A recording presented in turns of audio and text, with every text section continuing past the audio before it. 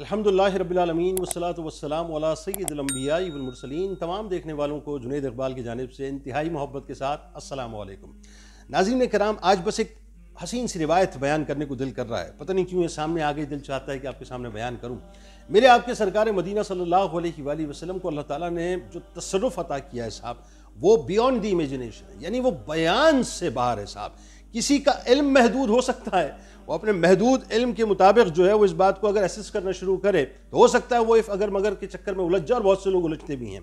लेकिन वो कुन की कुंजी के मालिक हैं, वो मुख्तार हैं साहब। अल्लाह तबारक व तआला ने उनको तमाम अथॉरिटीज अता की हैं, जिसको जो चाहें जिस वक्त चाहें जैसे चाहें अता कर दें, उनसे कोई पूछने वाला नहीं है। अल्लाह तबारक व तआला ने उनको बाकायदा इस तक़सीम के लिए सारी अथॉरिटीज़ दे दी हैं। इसीलिए आपने फरमाया इन्नमा अना क़ासिम वल्लाहु युती, अल्लाह मुझे अता करता है, मैं तक़सीम करता हूँ। अच्छा, वाक़या क्या है साहब? वाक़या ये कि मदीना शरीफ ज़हन में रखिए, और एक ज़माना ऐसा आया कि एक साल कहत पड़ गया मदीना शरीफ में।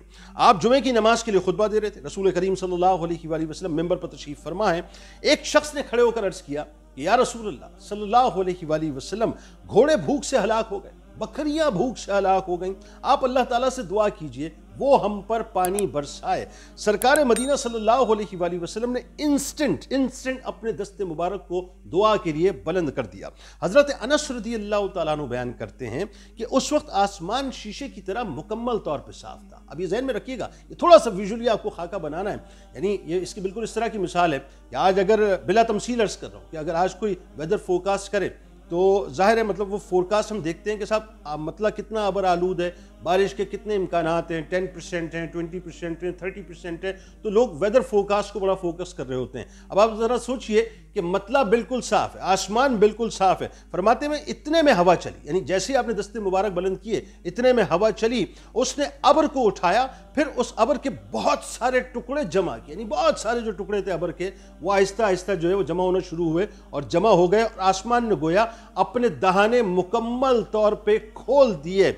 हम जब मस्जिद से निकले, फरमाते हैं, तो घर पहुंचते पहुंचते पानी में डूब चुके थे। यानी ये सरकार अलैहिस्सलाम का तसर्रुफ है साहब, तसर्रुफ है। मुझे कहने दीजिए कि जो अपनी अंगुश्ते मुबारक से सूरज को इशारा फरमाए तो वो उल्टे कदमों पलट कर आ जाए, तो साहब ये कैसे मुमकिन था, ये कैसे मुमकिन था कि बादल इनकार कर देते। यहां मेरे सरकार ने दस्ते मुबारक बुलंद किए, वहां बादलों ने मी बरसाना शुरू कर दिया। बारिश नाज़रीन इसी तरह से होती रही, यानी यहां तक कि दूसरा जुमा भी आ गया और बराबर बारिश होती रही।